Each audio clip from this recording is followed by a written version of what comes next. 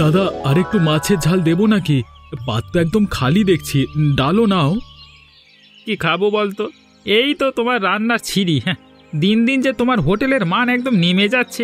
টাকা পয়সা তো কম নাও না, এরকম রান্না করছো কেন? হ্যাঁ, কেন দাদা? আগে তো এই হোটেলের রান্নায় তুমি চেটে পুটে খেতে, এখন আবার কি হলো তোমার? খুব ভালো করে চেয়ে দেখো কোথায় রেশনের চাল তুলে এনেছো। একদম মোটা মোটা চাল, বাটিতে তো একদম পাতলা মুসুরির জল যেন গড়িয়ে, মানে ডালের জল যেন গড়িয়ে পড়ছে। এমন রান্না তো আগে ছিল না দাদা। ওসব বাদ দাও, আমি তোমায় আরেকটা মাছ দিই, একদম টাটকা ভোলা মাছ। এটা টাটকা ভোলা মাছ? এই এই দেখো, লেজ ধরে তুলেছি, পুরোটা খসে খসে পড়ে যাচ্ছে, কি বিশ্রী গন্ধ। এসব খাবার কি আর মানে খাবার মুখ দেওয়া যায়? তোমার হোটেলে আগের রান্না তো অনেক ভালো ছিল গো। কি করে যে তোমাকে বোঝাই দাদা, আগে তো আমার দিদি রান্না করত, দিদির রান্নার হাত ছিল অপূর্ব। কিন্তু দিদি তো বিয়ে হয়ে অনেক দূরে চলে গেছে, চাইলেও তো আর দিদিকে এখানে আনতে পারবো না। এসব কথা আমার শুনে কি লাভ বলো তো? খাবার ভালো হলে খেতে আসবো, সঠিক দাম দেব, কিন্তু খাবার যদি না ঠিকঠাক হয় তাহলে কেনই বা দাম দিয়ে খাবো বলো তো? আমাকে আর একটা সুযোগ দাও দাদা, আমি তোমাকে কথা দিচ্ছি, কালকে থেকে একদম বাম্পার খাবার খাওয়াবো তোমাকে। কালকে থেকে আর খেতে এলে তো খাওয়াবে? কালকে থেকে তোমার হোটেলে আমি ধারে কাছে আসবো না। যত সব বাজারের ওপারে নতুন হোটেল খুলেছে, শুনেছি খাবার ভালো হয়, দামও কম। কাল থেকে ওখানেই যাবো। যত সব ন্যাকামো করে খাবার বিক্রি করতে শুরু করছি। যত সব। তুমিও আমার হোটেলটা ছেড়ে দেবে? একমাত্র তুমি আমার বাঁধা খদ্দের ছিলে এতদিন, তুমি যদি হোটেলটা ছেড়ে দাও। কিচ্ছু করার নেই ভাই, আমাকে তো খাবার খেতে হবে। খাবার ভালো না হলে তোমার হোটেলে এসে কি লাভ? আজকের টাকা এই ধরো 80 টাকা। এবার আসি, বুঝলে? খাবারটা খেয়ে মুখটা একদম খারাপ হয়ে গেল। যত সব, ও বেলা থেকে অন্য ব্যবস্থা করতে হবে আমাকে। ভুল করছো দাদা, দেখবে আমার হোটেলেই তোমাকে ফিরে আসতে হবে। এ জীবন থাকতে তো আর নয়। যত সব। আমার ভাই তো একটু পরেই এসে পড়বে, হাত চালিয়ে কাজটা কর মনি। গিন্নিমা, আমি তো করে ফেলেছি, সবজিপত্র সব কাটাকাটি শেষ। এই দেখুন, পোলাওটাও নামিয়ে ফেলেছি। একটা পোলাও বানাতে তুই তো 1 ঘন্টা কাটিয়ে দিলে রে মনি। এত ধীরে ধীরে কাজ করলে তোকে কি করে কাজে রাখি বলতো? এই কথাটি বলবেন না, আপনার পায়ে পড়ি গিন্নিমা, আপনার দয়ায় তো খেয়ে পড়ে বেঁচে আছি। আমার বাপ তো ওই বটতলায় একটা ছোট্ট চায়ের দোকান চালায়, তাতে কি আর সংসার চলে বলুন তো? কাজের সময় যত ন্যাক আমি। কিন্তু গিন্নিমা, আপনি আমায় তাড়াবেন না বলুন। ভালো করে চিংড়ি মাছগুলো তুলতে কি ভেজে তারপর ভাবছি তাড়াবো না রাখবো। চিংড়ি মাছগুলো একদম লাল লাল করে ভেজে তুলেছি, আজকে জমিয়ে এঁচোড় চিংড়ি রাঁধবো, আপনার ভাই আঙুল চেটে খাবে। রান্নাটাই যা ভালো পারিস, তাই তো তোকে ছাড়তে পারি না। তাড়াতাড়ি এঁচোড় চিংড়িটা করে ওই পাশে পায়েসটা বসা দেখি। চাল ধুয়ে রাখলাম টেবিলের ওপর। এই পদখানা একটু খেয়ে দেখুন দেখি, বলুন তো কেমন হয়েছে। এটা কিন্তু আমার একদম নিজস্ব বানানো পদ। কি সব এলোমেলো বা জিনিস বানিয়ে ছাড়লি রে? যদি খেতে ভালো না হয় না, তোর কপালে দুঃখ আছে। একবার খেয়ে দেখুন না, তারপর না হয় আমায় বলবেন। বাহ, খেতে তো বেশ টক মিষ্টি মেশানো। আর এর মধ্যে এটা কি দেওয়া? মনে হচ্ছে ফুলকপি।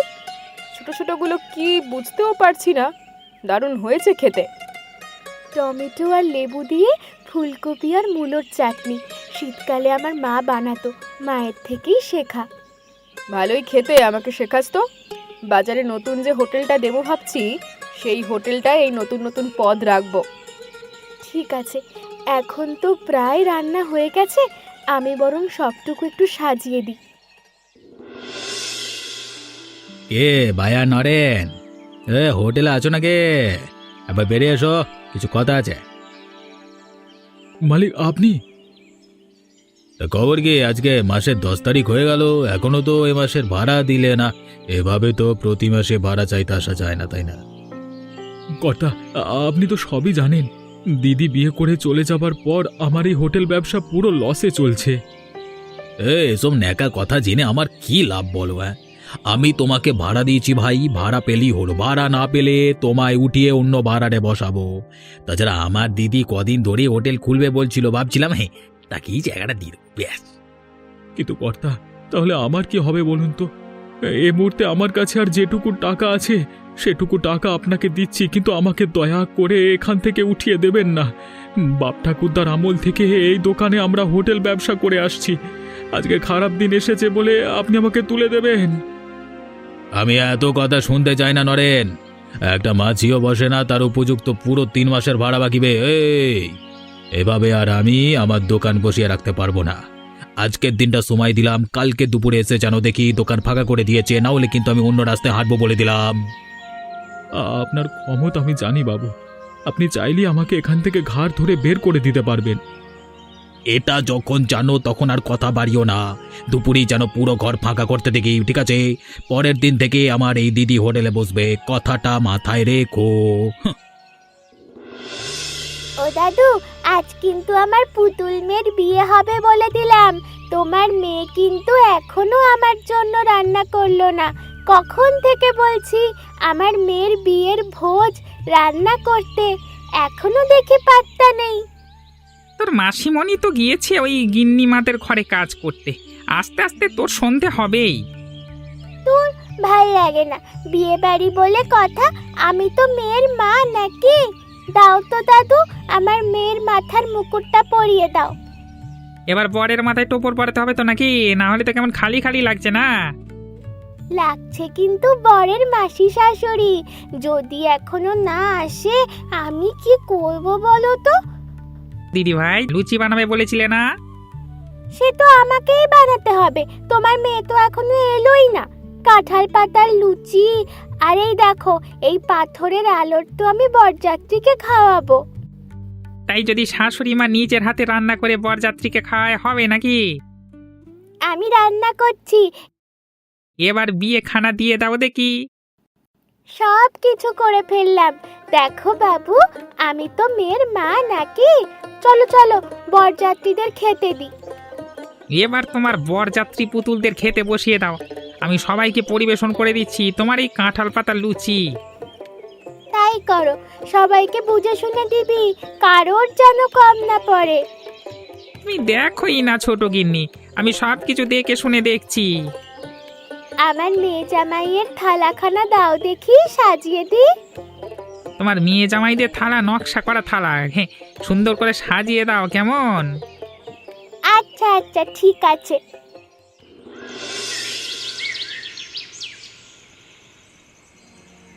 গিন্নিমা, এবার তাহলে আমি আসি, সন্ধে হয়ে গেছে। বাবা আর আমার ভাইজিটা একা আছে। তাড়াহুড়ো করিস না তো ছুরি, এই তো হয়েছে এক তোর ঝামেলা। রাত তো তেমন হয়নি, তাড়াতাড়ি আগে বাসনপত্রগুলো মাজ, তারপর বাড়ি যাবি। রান্নাঘর তো মুছে দিয়েছি, বাসনপত্রও মেজে দিয়েছি, এবার তো আমাকে ছাড়ুন, অনেকটা পথ বাড়ি যেতে হবে। কি হয়েছে রে তোর? দেখতে পাচ্ছিস না কলপারে আরো কতগুলো বাসন পড়ে আছে? ওগুলো কে ধোবে শুনি? পয়সা তো দিই না এমন তো নয়, এগুলো মেজে তারপর বাড়ি যাবি। কি আর করা যাবে, বাসনগুলো মেজে দিচ্ছি, সাবান দিচ্ছি, বসে বসে মাজবি, সব মুছবি, তারপর বাড়ি যাবি। ইস, কি তেল ছিটে বাসন, এত ভালো করে সাবান দিয়ে ধুলেও তো যাচ্ছে না। একবার ধুলে কি হবে? ভালো করে ধুয়ে রাখ। ওই দেখ বাসনটার নিচে কি সব লেগে আছে, ভালো করে ঘষে মেজে তোল বলছি। করছি তো ভালো করে, না গেলে আমি কি করব বলুন তো? আবার মুখে মুখে কথা, কাজের দিকে মন দে। ভালো করে চীনামাটির বাসনটা ধুয়ে রাখ, আমার অনেক শখের জিনিস, সাবধানে ধুবি বলে দিলাম। হ্যাঁ হ্যাঁ, এই তো ধুয়ে নিয়েছি, এবার মুছে দিলেই হয়ে যাবে। ভালো করে ধর বলছি, ভালো করে ধো, ফেটে যাবে। তোর কপালে কিন্তু দুঃখ আছে ওটা যদি ফাটে। ধুয়েও যে পরিমাণ তেল রয়ে গেছে, কখনো না হাত ফসকে পড়ে যায়। গেল গেল, হায় হায় হায়, আমার সর্বনাশ করলো। হবাতে ঘরের মেয়ে কাজে রেখেছি, এত শখের প্লেটটা আমার ভেঙে দিলি। তোর একদিন কি আমার একদিন, দাঁড়া দেখাচ্ছি মজা। আমি তো সাবধানেই ধুয়ে রাখছিলাম, বললাম ওটা তেল চটচটে, ওটা যদি পড়ে ভেঙে যায় সেটা কি আমার দোষ? আমি তো ইচ্ছা করে ফেলিনি। আবার মুখে মুখে তর্ক, যা বেরিয়ে যাওয়ার বাড়ি থেকে। তোর মুখ যেন আমি আর কখনো না দেখি, আজ থেকে তোর আশা বন্ধ।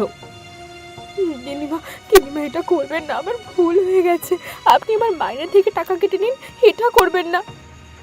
বেরিয়ে যা, বেরিয়ে যা, তোকে যেন আমি আর না দেখি। এই দরজা বন্ধ করলাম। চা খাবেন দেবো একটা, কম পয়সায় ভালো চা হবে কিন্তু বাবু। দিন দিন 1 কাপ চা দিন, কিন্তু কত করে? আমার কাছে কিন্তু বেশি টাকা নেই। হ্যাঁ, মাত্র 5 টাকা। তা বাবুর আশা হয়েছে কোনখান থেকে? গ্রামে তো আগে কখনো আপনাকে দেখিনি। আমি আসলে পাশের গ্রামেরই বাসিন্দা। কোনো লক্ষ্য ছাড়াই ঘুরতে ঘুরতে এ গ্রামে এসে পড়েছি। আপনাকে দেখে বেশ চিন্তিত লাগছে। ব্যাপার কি বলুন তো? কোনো অসুবিধা হয়েছে? চাইলে বলতে পারেন কিন্তু। আসলে তেমন কিছু না। বাবা একটা হোটেল ভাড়া করে দিয়ে গেছিলেন, কিন্তু আমার দিদির বিয়ে হয়ে যাবার পর থেকে আমি আর তেমন করে পয়সা জমাতে পারিনি।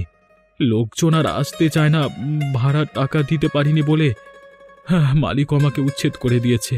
কাজ খুঁজবো বলে এ গ্রাম ও গ্রাম ঘুরে বেরিয়ে হঠাৎ করে এখানে এসে পড়লাম।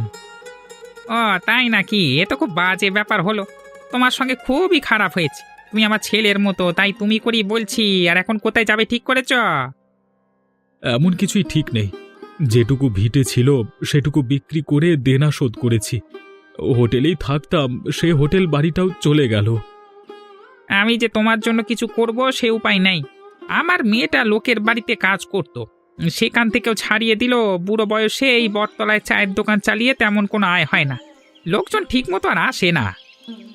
এখানে তো সামনে অনেক বড় বড় অফিসারদের অফিস আছে, বিডিও অফিসও আছে দেখছি।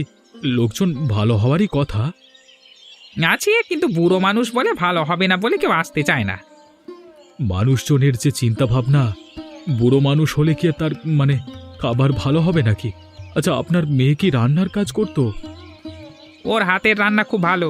অনেক ছোট জিনিস এমন সুস্বাদু রান্না বান্না করে, এই এমন ধরতেই পারবেন না কে করেছে।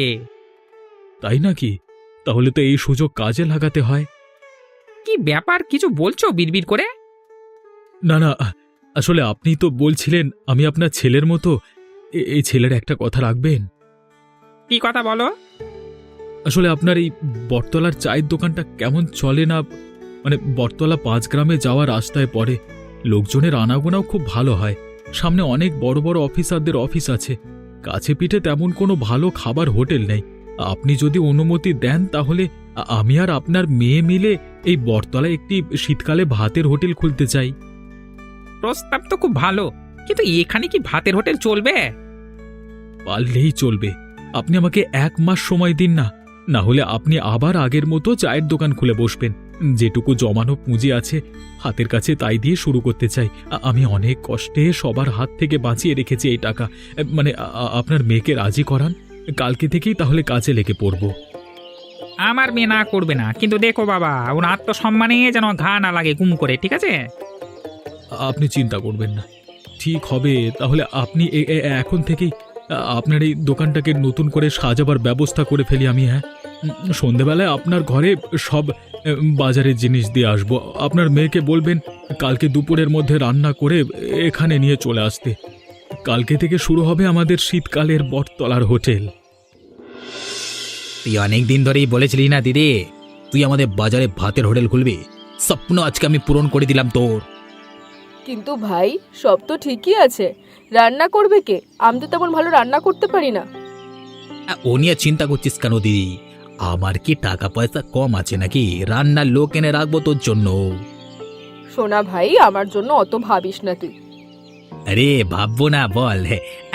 এই দেখ, সারি সারি সব চাল ডালের বস্তা, এগুলো কিন্তু সব ভেজাল, বুঝলি তো? এসব কি করেছিস ভাই?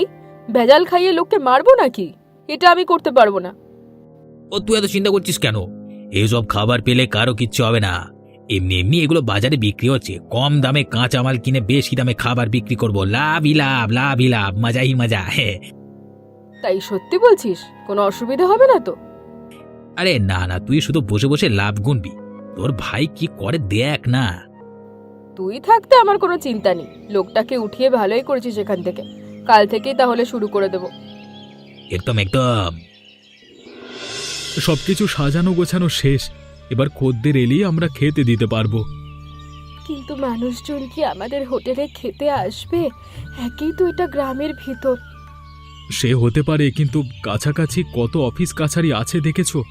গ্রামের সব কার্যালয়ের হেড অফিস কিন্তু এখানে। কর্মচারীদের কোয়ার্টারও আছে। দেখাই যাক না প্রথম দিন কি হয়। অপেক্ষা করি, এই তো মাত্র দোকান খুললাম। মাসিমণি, ও মাসিমণি, দেখো তোমাদের খদ্দের নিয়ে এসেছি। কিরে, কাকে নিয়ে এসেছিস তুই? আর বলবেন না, আমি অফিসের কর্মচারী অমলের স্ত্রী। বাড়িতে হঠাৎ করে দুপুরবেলা 10 জন অতিথি আসবে। আমার স্বামীও কাজের জন্য শহরে গিয়েছে। একা মানুষ, কখন যে কি করব, আর এত জনের রান্না করার সময়ও আমার কাছে নেই। আপনি আবার কষ্ট করে রান্না করবেন কেন? দেখুন না, আমি কত রকমের সব পদ রান্না করেছি, সব কম দাম। কি আছে শুনি? শীতের সমস্ত রকমের সবজি দিয়ে তরকারি, কত রকমের ভাজা মাছের ঝোল, ফুলকপির চাটনি, কালিয়া, মাংসের ঝোল, সাথে বাসন্তী পোলাও। সব রান্নার দাম কিন্তু 50-এর ভিতরে। দাও দেখিনি 10খানা পার্সেল, সব রকমের রান্না দিয়ে 10 জনের মতো করে পার্সেল। যদি ভালো হয় আবার আসবো, না হলে কিন্তু মুখের ওপর ছুঁড়ে ফেলবো, বলে গেলাম। আপনি নিশ্চিন্তে নিয়ে যান দিদি, কালকে আপনি আবার আসবেন। খাবার যদি ভালো হয় আমি রোজ দুপুরবেলা এখান থেকে নিয়ে যাব। অফিসের সমস্ত মানুষকে তোমার খদ্দের পাইয়ে দেব। তা যদি হয় তবে কিন্তু তোমার টাকা তোমাদের সুখ দেবে বলছি। দেখুনই না কেমন হয়, নিয়ে যান না একবার, সব প্যাকেট করে দিচ্ছি। কিরে দিদি, বসে বসে মাছি তাড়াচ্ছিস যে? এত বড় হোটেল করে দিলাম, করতে পারছিস না? কি করে খদ্দের জুটবে বল ভাই? আমার রান্না নাকি কেউ মুখেই তুলতে পারছে না, তার উপর তুই যা চড়া দাম রেখেছিস, তাই নাকি পাশের গ্রামে কোন একটা হোটেলে ছুটছে, ওখানকার রান্না নাকি খুব ভালো। শুনলাম তো তাড়িয়ে দেওয়া ওই ভাড়াটে আর আমার ওই কাজের লোক মিলিয়ে নাকি হোটেল খুলেছে। কি বলিস কি? এসব আবার কখন হলো? ওরা আবার এ কদিনে ওখানে কি নতুন হোটেল খুলে ফেললো? আচ্ছা, তুই একটা তরকারি আমাকে বরং টেস্ট করা দেখি, কি এমন রান্না হয়েছে, কেউ মুখে দিচ্ছে না। কাতলা মাছের কালিয়াটা খেয়ে দেখ তো ভাই। ছি ছি ছি ছি ছি, মনে হচ্ছে অন্নপ্রাশনের ভাত মুখে উঠে আসবে। এত খারাপ রান্না কি করে হয়? তুই যে তেল মশলা দিয়েছিস তা দিয়েই তো রান্না করলাম, আর কতদিনের পচা মাছ এনেছিস। এখন আমি কি করব বল দেখি? রান্নার হাত আমার তেমন ভালো নয় যে সব অমৃত রান্না করে রাখবো। তোর দ্বারা এসব হবে না, আমাকে অন্য উপায় ভাবতে হবে। কি উপায় ভাববি শুনি?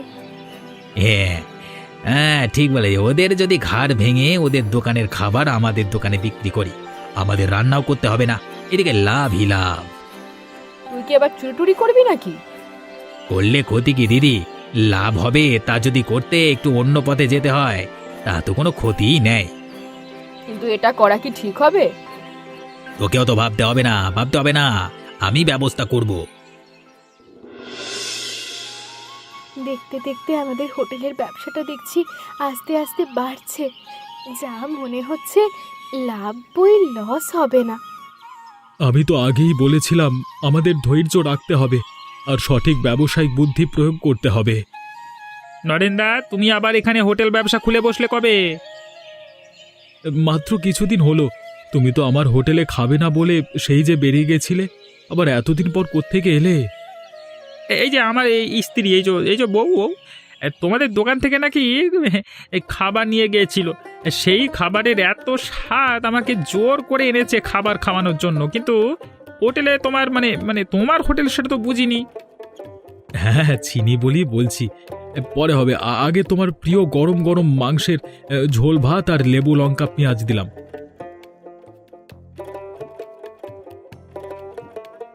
খেয়ে বলো দেখি কেমন হয়েছে অমলদা।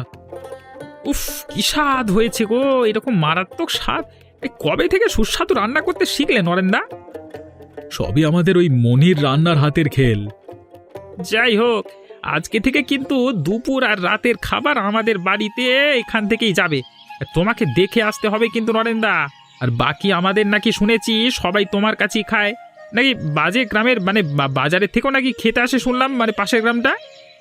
তোমাদের দয়ায় আর কি হচ্ছে। আর একটু ঝোল দি। বৌদিমণি, তুমি দাঁড়িয়ে আছো কেন? তুমিও বসো, তোমাকেও খেতে দিই।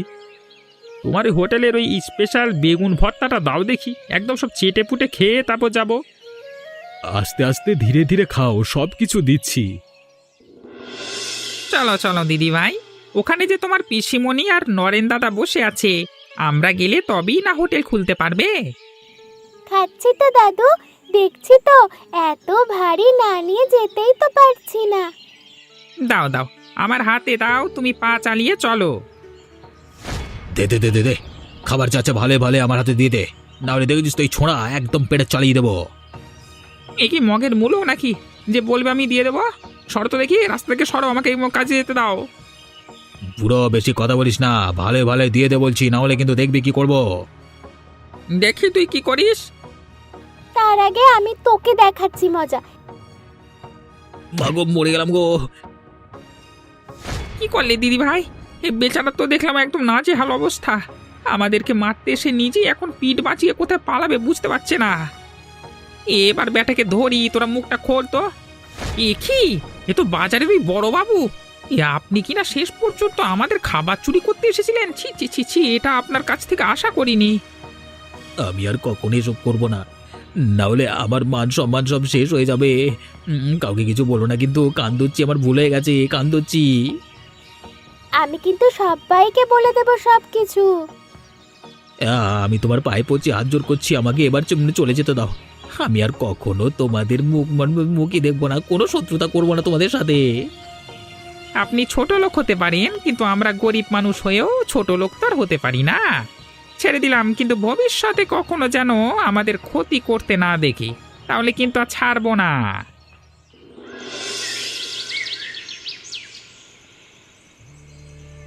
সবাই এবার গরম গরম চা আর চপ ভাজা খেতে খেতে গল্প করো দেখি। অনেক কাজকর্ম হয়েছে সারাদিন। যাই হোক, পরিশ্রম যে আমাদের সফলতা পেয়েছে এটাই তো অনেক। প্রায় ৩-৪টে গ্রামে আমাদের খাবার ডেলিভারি যায়, অফিসের মানুষ খেতে আসে, তাছাড়া শহর থেকে কত মানুষ খবর পেয়ে খেতে আসে। আমাদের কত বড় প্রাপ্তি। সবই হলো বাবা, এবার আমার একটা কথা কি তুমি রাখবে? আমি তো আপনার কাছে চিরঋণী। আপনি যদি আমাকে সেদিন না সুযোগ দিতেন, আজকে কি আর আমি নিজের পরিচয়টা তৈরি করতে পারতাম? তাহলে আমার ঋণ তুমি শোধ করো বাবা। তুমি আমার মেয়েকে বিয়ে করো, যোগ্য পাত্রের হাতে আমার মেয়েকে তুলে দিলে আমি শান্তিতে মরতে পারবো। আবার সেই মরার কথা বলছো বাবা? ভালো হবে না বলে দিচ্ছি। তাহলে তুই এবার বিয়েখানা কর দেখি। আমার কোনো আপত্তি নেই, যদি মনির কোনো আপত্তি না থাকে। সবাই যেটা করবে আমি তাতেই খুশি। তাহলে তো হয়েই গেল। এবার তাহলে একটা ভালো বিয়ের দিনক্ষণ দেখি। কি মজা, এবার আমি বিয়ের জামা কাপড় কিনবো। মাসিমণি আর নরেন দাদার বিয়ে যে। হ্যাঁ, তা তো কিনবেই, তুমি তো সব থেকে বেশি মজা করবে। এবার থেকে নরেন দাদা নয়, বলো নরেন মেশো, তাই তো? এমনই মজার মজার কার্টুন পেতে আমাদের চ্যানেলটাকে সাবস্ক্রাইব করতে ভুলবেন না। ধন্যবাদ।